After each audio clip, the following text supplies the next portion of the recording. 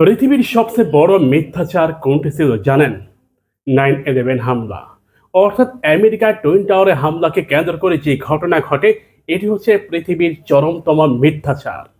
এর থেকে বড় মিথ্যাচার ইতিহাসে আগে হয়নি, ভবিষ্যতে হবে কিনা সন্দেহ রয়েছে। কারণ পুরো পৃথিবীর ইতিহাস এবং ইসলামিক যে সাম্রাজ্য পুরোটা ধসে পড়ে এই 9/11 হামলাকে কেন্দ্র করে। 2001 সালে আফগানিস্তানের তালেবান আমেরিকার টুইন টাওয়ারে অ্যাটাক করে 4টি বিমান দিয়ে। এটি ছিল সম্পূর্ণরূপে একটি নাটক, ভাওতাবাজি এবং একটি টেলিগ্রাফি সিনেমা। যে হামলায় 2996 জন মানুষ দুনিয়া থেকে বিদায় নেয়।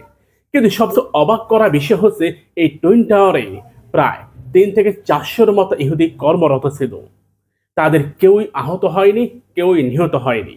প্রিয় ভাইরা, এটি সন্দেহের সবচেয়ে বড় কারণ। ভারতের অন্যতম একজন Islamic scholar doctor Zakir Naik এই বিষয়ে প্রশ্ন করলে তার উপর নানামুখী চাপ প্রয়োগ করে ভারত গভর্নমেন্ট। ভারত সরকার তাকে রীতিমতো ভারত থেকে বের করে দেয়। কারণ 9/11 নিয়ে তিনি ভারতে মোট 6টি প্রোগ্রাম করে। তাকে প্রশ্ন করা হলে তিনি 6টি প্রোগ্রামে সঠিক, সুন্দর, সুনির্দিষ্ট তথ্যের উপর ভিত্তি করে বক্তব্য দেন।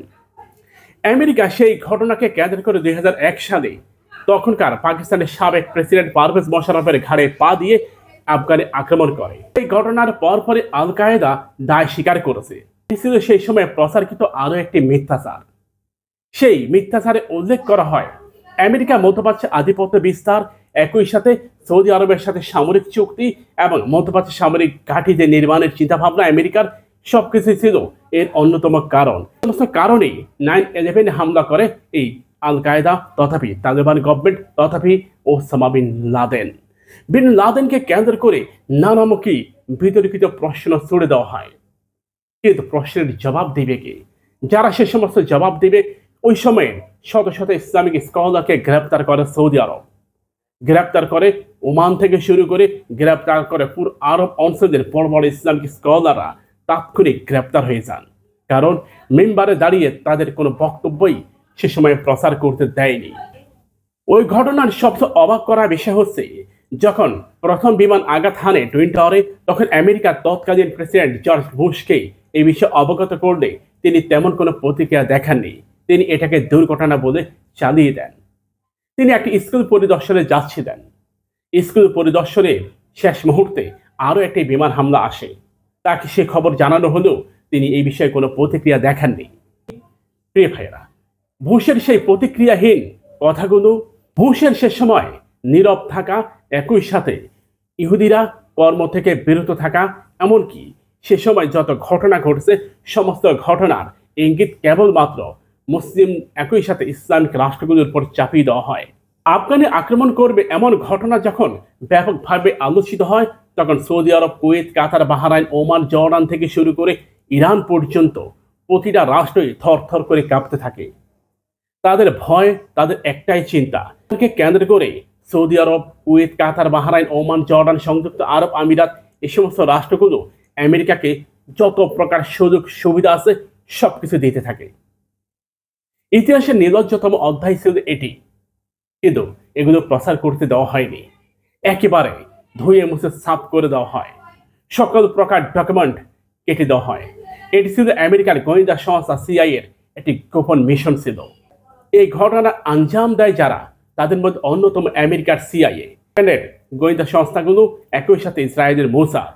3টি রাষ্ট্রের যৌথ এক সামরিক মহড়া হয় সে সময়।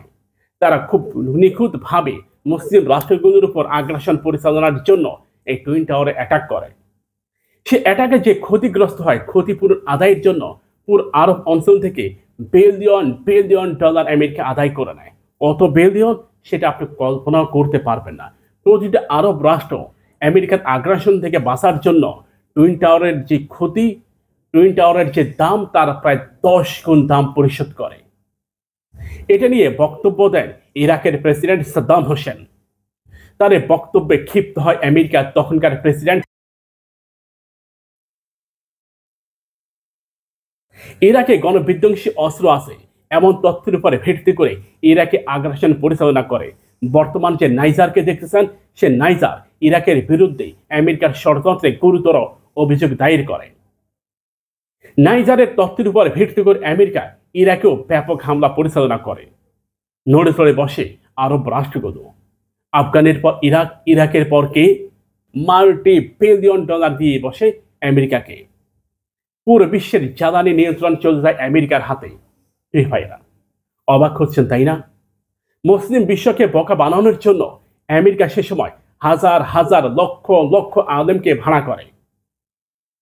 কেউ স্ব গভর্নমেন্টের চাপের মুখে বক্তব্য দেয়, কেউ আমেরিকার চাপের মুখে বক্তব্য দেয়। সে সময় জঙ্গি বিরোধী অভিযান চলে পুরো দুনিয়াব্যাপী। আমেরিকান মুসলিমরা সে সময় রীতিমতো বাড়ি থেকে বের হওয়া বন্ধ করে দিয়েছে। আমেরিকার শত শত মুসলিমকে সে সময় আটক করা হয় Britain, Germany, Netherland, Finland, Sweden, Hungary. এমনকি আটক হয় Saudi Arab, Kuwait, Qatar, Bahrain, Oman, Jordan, Indonesia, Malaysia. এই সমস্ত জায়গার হাজার হাজার সে সময় আটক হয় আমেরিকা। প্রিয় ভাইরা, ব্যাপারটা কি বুঝতে পেরেছেন? আমাদের বাংলাদেশেও ওই ঘটনাকে কেন্দ্র করে শত শত জঙ্গি তৎপরতা তৈরি হয়। এরপর বাংলাদেশের কিছু গভর্নমেন্ট এই জঙ্গি নাটককে ব্যবহার করে দীর্ঘ সময় ধরে রাজত্ব করে। আমাদের চ্যানেলটিকে সাবস্ক্রাইব করুন, পাশে থাকা বেল বাটনে ক্লিক করে আমাদের সাথে যুক্ত হন।